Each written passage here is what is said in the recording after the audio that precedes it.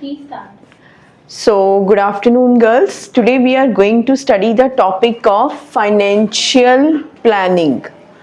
Financial planning मतलब आपके पास अगर आपने कोई कंपनी खोलनी है, अपनी एंटरप्रेन्योरशिप, आपने अपना कोई काम खोलना है, अपनी मैन्युफैक्चरिंग कंपनी खोलनी है या अपनी केमिस्ट शॉप खोलनी है, तो आपने प्लानिंग इस हिसाब से करनी है कि आपके पास शुरू में जितना पैसा है, आपको पहले प्लान करना है कि इससे मेरे एक साल के प्रॉफिट्स एंड लॉसेस दोनों मैनेज हो जाएंगे या नहीं हो पाएंगे। ठीक है, इनिशियली इन हैंड आपके पास sufficient amount of cash capital होना चाहिए सो दैट आपकी फ्यूचर प्लानिंग जो है, long term stability of your organization should be stable and secure. So coming to the definition of the financial planning, it is the process of planning about the future as I have earlier told you. इसमें सिर्फ आपने तीन चीजें mainly याद रखनी है. You have to make the balance between the income, the expenditure and the investment. Income आपके पास कितना पैसा है, expenditure जो आपने खर्च करना है और इन्वेस्टमेंट जो आपकी सेविंग रहेगी. इन तीनों में जिसने भी परफेक्ट बैलेंस बना लिया, he or she will be a good businessman, right? A successful businessman, I must say. सबसे पहले आप देखो ऑब्जेक्टिव्स ऑफ फाइनेंशियल प्लानिंग. हमारा पर्पस क्या है, हमने क्यों करनी है फाइनेंशियल प्लानिंग. डेफिनेशन आपको क्लियर हो गई कि आपको कंपनी की लॉन्ग टर्म स्टेबिलिटी चाहिए. ठीक है, इसलिए आपने पैसों की प्लानिंग करनी है. लेकिन ऑब्जेक्टिव्स क्या है, why we want to do the financial planning. Objectives में आ जाएगा व्हाई. ऑब्जेक्टिव्स में फर्स्ट ऑब्जेक्टिव है हमारा कैपिटल रिक्वायरमेंट. इसमें हम ये देखेंगे कि हमारे जो असेट्स हैं उसकी कॉस्ट क्या है. असेट्स क्या होते हैं, जो हमारे अपने पैसे हैं जिनको बेच के उसकी कोई मनी वैल्यू निकल आए, जो हमें इमरजेंसी में हमारा पैसा जिसको बेच के हमें मिल सके. जैसे आपका घर, आपकी कार, आपका बैंक बैलेंस, गोल्ड, सिल्वर, ये सारी चीजें आपके असेट्स हैं जिसको आप बेच के इमरजेंसी में पैसे ले सकते हो. ठीक है, तो कैपिटल रिक्वायरमेंट में आपने असेस करना है कि आपके असेट्स की क्या कॉस्ट है, वो आपने जज करना है, एक प्लानिंग बनानी है उसके अकॉर्डिंग, और आपके कंपनी के प्रमोशन पे कितने पैसे लगेंगे. ठीक है, क्योंकि आप जो भी प्रोडक्ट बना रहे हो उसकी एडवर्टाइजमेंट में पैसे लगेंगे, वो आपको प्लान पहले से ही करके चलना है. ठीक है, और ये दोनों जो प्लान्स हैं ये short term and long term दोनों होने चाहिए. अभी के लिए 6 महीने की प्लानिंग, 1 साल की प्लानिंग और अगले 10 सालों की प्लानिंग आपके माइंड में ऑलरेडी प्लॉट बना होना चाहिए. ठीक है. सेकेंड ऑब्जेक्टिव है कैपिटल स्ट्रक्चर. इसमें क्या है, कैपिटल स्ट्रक्चर में आपको short term and long term ये प्लान करना है कि आपकी डेब्ट इक्विटी रेशियो कैसी है. इसमें आपको पता चलेगा कि फाइनेंशियल रिस्क आपकी कंपनी कितना क्या उसकी करंट स्टेटस है, क्या फाइनेंशियल रिस्क है आपकी कंपनी का. कैसे आपको पता चलेगा. फाइनेंशियल रिस्क का मतलब है आप जो अपनी कंपनी है अपने पैसों से चला रहे हो या आपने बहुत सारे लोगों से पैसे उधार लेके चला रहे हो. ठीक है, सो तुम्हारी डेब्ट इक्विटी रेशियो जो है वो वेल मेंटेन्ड होनी चाहिए. ये नहीं कि लोगों के पैसे लेके आपने कंपनी चलाई और वो लॉन्ग टर्म डूब गई और आप और ज्यादा कर्जदार हो गए. ठीक है, सो आपका अपने पैसे से जितना आपके पास है उससे ही आपने प्लानिंग प्रॉपरली करनी है. Then coming next to the financial policies. Financial policies में क्या है, आपने कैश को, जो आपके इन हैंड कैश है उसको इस तरह से कंट्रोल करना है कि आपकी जो लेंडिंग एंड बोरोइंग है, लेंडिंग क्या होता है, बोरोइंग हम किसी से पैसे उधार ले रहे हैं, लेंडिंग किसी को पैसे दे रहे हैं, ये थोड़ा सा मेंटेन रहे कि आप कम उधार लो, आपके पास जितना खुद का कैश है उसी से ही काम करो, उधार आपने कम लेना है, ठीक है, वो चीज है, उस हिसाब से आपने कैश को कंट्रोल करना है अपने। Next the most important objective of financial planning is to maximise the returns.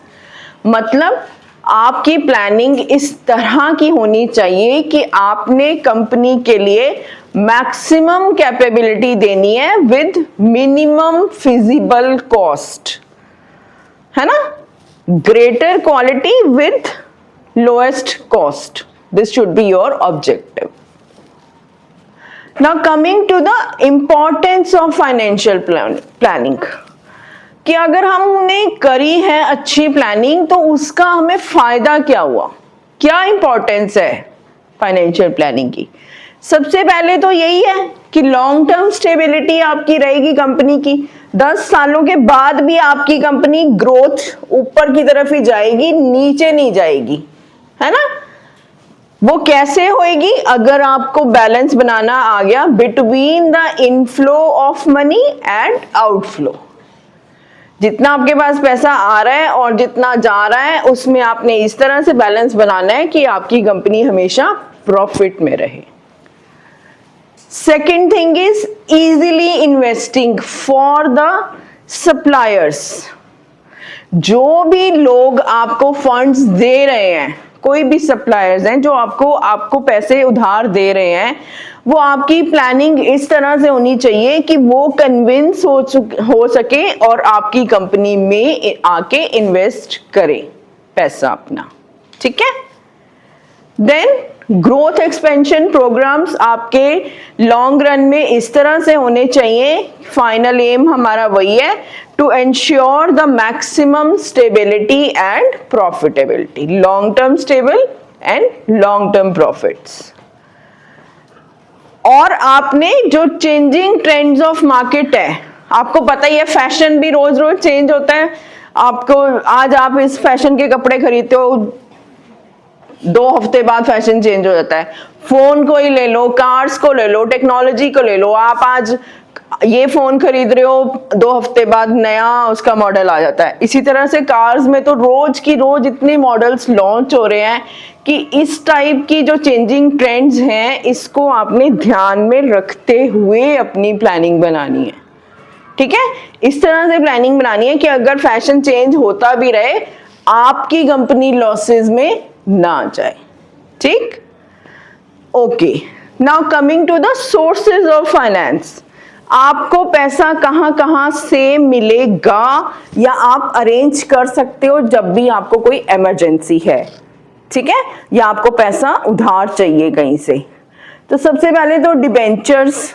Debentures क्या होते हैं, एक ऐसी एक्नॉलेजमेंट होती है कि आपने पब्लिक से पैसा उधार लिया है, कितना पैसा उधार लिया है उस चीज की एक्नॉलेजमेंट, किस से लिया है और कितना पैसा लिया है उसकी जो रिसीप्ट है, जो एक्नॉलेजमेंट है, उसको हम कहते हैं डिबेंचर। तो पहला पैसा आपको कहां से मिला, पब्लिक से आप इकट्ठे कर रहे हो in the form of debentures. Second, आपके फाइनेंशियल इंस्टीट्यूशंस क्या है, आपके सारे बैंक्स, है ना, बैंक्स आपको लोन देते हैं, बहुत सारे बैंक्स हैं आपके पास, आईसीआईसीआई, आईएफसीआई, आईडीबीआई, आईआरबीआई, और आपके पास स्टेट इंडस्ट्रियल डेवलपमेंट कॉर्पोरेशंस भी हैं जो आपको पैसा उधार देती हैं if you need it in case of emergency.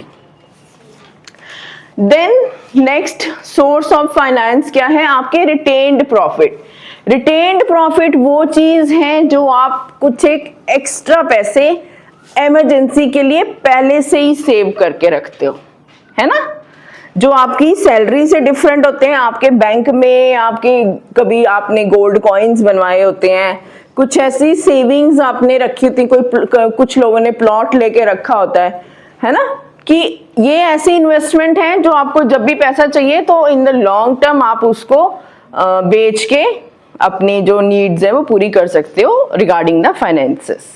So retained profit मतलब जो आपने एक्स्ट्रा अपनी सेविंग्स रखी हुई है in for the emergency situations. Then shares बेच के भी आपको फाइनेंसेस मिल सकते हैं। शेयर्स होते क्या हैं, कोई भी कंपनी अपना अगर प्रॉफिट में या लॉसेस में जाती है, प्रॉफिट में जाती है, अगर आप किसी भी कंपनी के शेयर खरीदते हो, सपोज टाटा कंपनी है, आपने उसके शेयर्स खरीद लिए, तो अगर टाटा कंपनी प्रॉफिट में जा रही है तो जितने भी उसके शेयर होल्डर्स होंगे, जितने भी स्टेक होल्डर शेयर होल्डर्स होंगे, उनको वो पैसा इक्वली डिवाइड हो जाएगा, कुछ एक परसेंटेज, जो उनके हर कंपनी के अपने अपने रूल्स होते हैं वो, ठीक है। तो अगर कंपनी प्रॉफिट में जा रही है तो शेयर होल्डर्स को भी प्रॉफिट होगा, लॉसेस में जा रही है तो वो बियर करेंगे लॉसेस भी, ठीक है।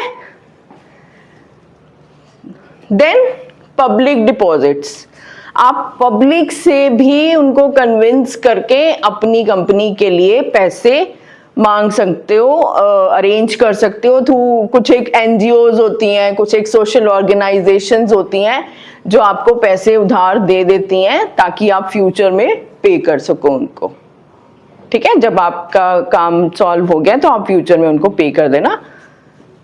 Then trade credits, trade credits में क्या होता है, कुछ एक जो बिजनेसमैन है वो ट्रेड क्रेडिट्स देते हैं कि जैसे आपने कार खरीदने जाना है, अभी आपके पास पैसे नहीं है, वो आपको कैसे ट्रेड क्रेडिट देंगे कि अभी आप सारी पेमेंट ना कराओ, है ना, अभी आप हमें कुछ अमाउंट दे दो, सपोज कर लो कोई 6 लाख की कार है ना, तो ट्रेड क्रेडिट में वो क्या कहेंगे आपको, अभी आप 1 लाख या 50,000 जितने भी आप जमा करा सकते हो, अभी आप पैसे इतने जमा करा दो, कार ले जाओ, बाकी आप धीरे धीरे मंथली आप अपनी बाकी की पेमेंट्स देते रहना। तो इससे कस्टमर को भी इजी लगता है कि वो मंथली कुछ कुछ अमाउंट उसके सैलरी से कट रहा है, और जो बेच रहा है अपनी चीज उसको भी बेनिफिट है कि उसकी तो चीज बिक गई, है ना। तो ट्रेड क्रेडिट में दोनों बेनिफिशियल हैं, customer as well as the businessman, ठीक है, जो भी। देन बैंक क्रेडिट, जो मैंने ऑलरेडी आपको बताया, बैंक्स जो है वो लोन देते हैं if you need the cash. And the last thing is customer advances. Customer advances में क्या है, कभी कभी कुछ चीजें ऐसी होती हैं मार्केट में जो एक तो जल्दी से अवेलेबल नहीं होती हैं और आपको चाहिए भी अर्जेंटली, तो उस केस में क्या करते हो, जैसे आप अपना फोन से स्विगी या जोमेटो से खाना ऑर्डर करते हो, उसमें आप ज्यादातर पैसे पहले ही पे कर देते हो, कैश में पे कर, कैश या थ्रू गूगल पे, व्हाटएवर, चाहे ऑनलाइन मोड हो चाहे कैश पेमेंट हो, आप करते तो पहले ही हो, तभी वो आपको खाने का जो भी आपका ऑर्डर होता है तभी वो आपको भेजते हैं, है ना। तो क्यों, क्योंकि वो एक तो आपको अर्जेंट चाहिए और वो जल्दी से अवेलेबल नहीं है कहीं और पे, जैसा आपको खाना चाहिए, आपकी पसंद का, आपके टेस्ट का खाना जहां से चाहिए और अर्जेंट चाहिए, तो उसके लिए आप पैसे पहले ही पे कर देते हो, ठीक है। तो वो डिमांड पे डिपेंड करता है, अगर किसी चीज की डिमांड ज्यादा है तो लोग उसके लिए पैसे पहले भी पे करने को तैयार हो जाते हैं। So that is called as customer advances, कि आपको पहले ही सामान से पहले ही आपको पेमेंट मिल गई है, ठीक है। So this is all about the financial planning. We have discussed the definitions, the objectives, the importance and the various sources of finances. Thank you so much and have a nice day.